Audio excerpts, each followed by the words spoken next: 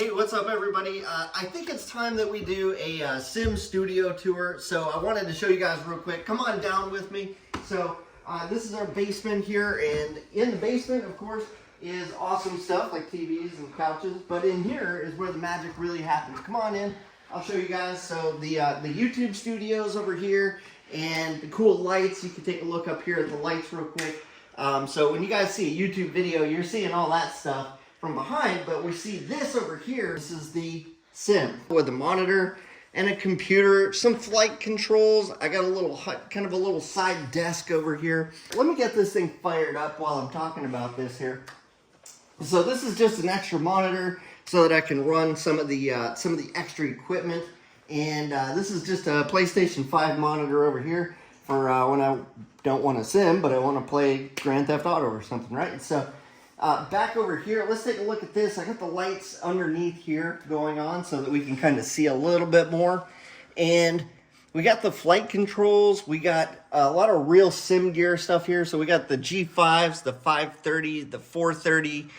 We got the audio panel, the autopilot, and the transponder down here, flap switch, a switch panel, lots of cool things. So you're gonna start seeing this all kind of come alive a little bit here. Let me get this thing going. This is my my favorite airplane that I want to start flying here, and that is the RV-10. So at its very core, all this is a PC. It's just a computer, just like every other computer that you might work on at the office. Nothing really special about it, except I beefed it up with a really nice graphics card, a CPU, and an i9 processor. So as you can see here, I've got 1, 2, 3, 4, 5, 6, 7 monitors basically here. These ones I don't think really count as monitors because they're all hooked into like a USB port, but they're pretty low resolution.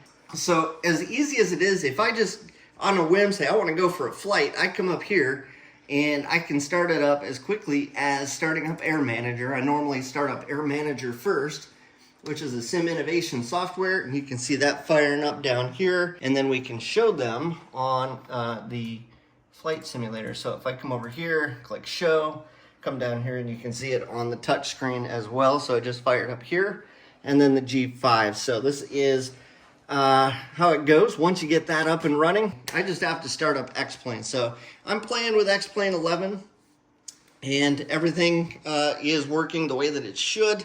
And we've got all of the equipment that'll fire up right alongside this. So just like X-Plane, just like a regular program, this is going to fire up. Sometimes it takes a little bit. It's got a little bit of time that it's going to take there. Over here is where I normally, if I'm going to run a live stream, I'm going to use OBS or some other streaming software.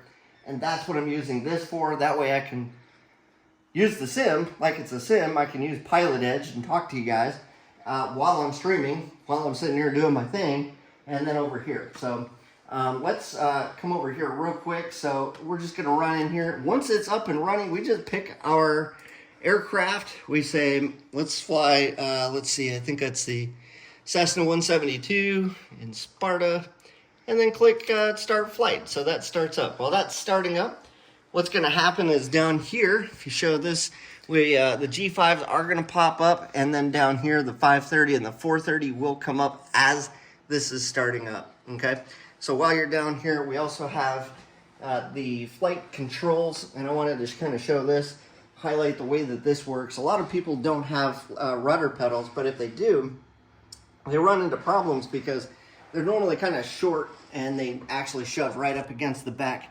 They shove right up against the back wall. And so I actually created kind of a little box thing here so that it would stop from hitting the wall, and then use this 2x4 to set right on top of the front lip here. That way, when you're hitting the toe brakes, it doesn't push back or anything. And I mean, it doesn't look great, but it gets the job done and keeps them in place, right? And so you might be able to hear this now. You can jump up here, and we also have so we've also got Foreflight over here. You can see over here, we're just going to start this one up right there. Got the avionics switch tallied up, and everything's functional here. One funny thing about Windows, whenever they make an update, all the a few things stop working, and then I have to go in and kind of reconstruct things, make things work, and that would include the G5s and the transponder. So right now those are not working, and that's all there really is to the setup. I mean, I've got the desk here. Just you can see the desk at a glance. We built this custom. It's a stand-up desk, and we've kind of got like a little headset hanger over here, and we got the state level avionics thing over here, of course. Thank you, John, for sending that, by the way.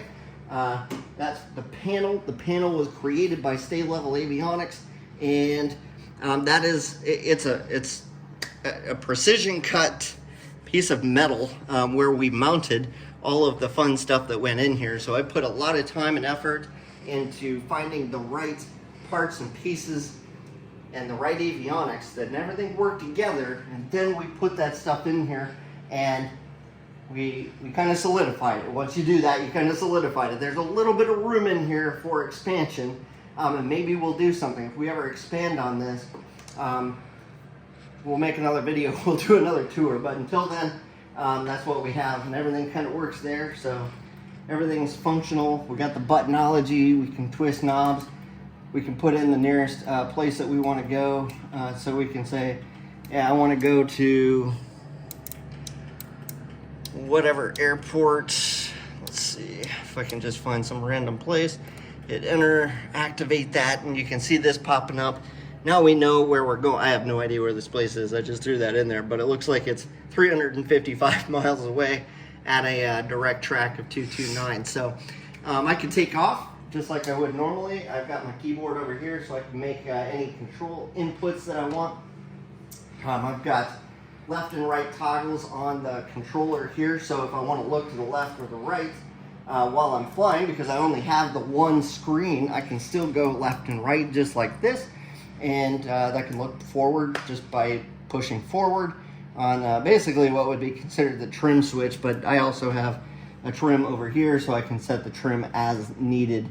All right, so yeah, not a lot else really going on here, just a lot of flight controls, a lot of avionics, Real Sim Gear, a lot of stuff in here from Real Sim Gear, Sim Innovations, the Yoko, the Ruddo, and the Vernio Plus here came from Virtual Fly, so a lot of cool stuff going on.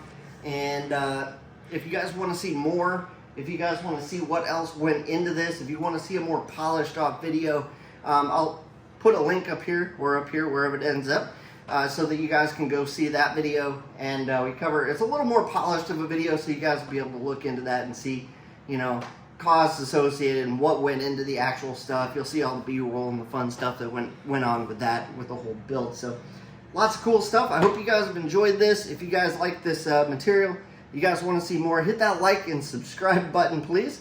And I will see you guys in another video. Take care, and thank you so much for checking this tour out. All right, take care.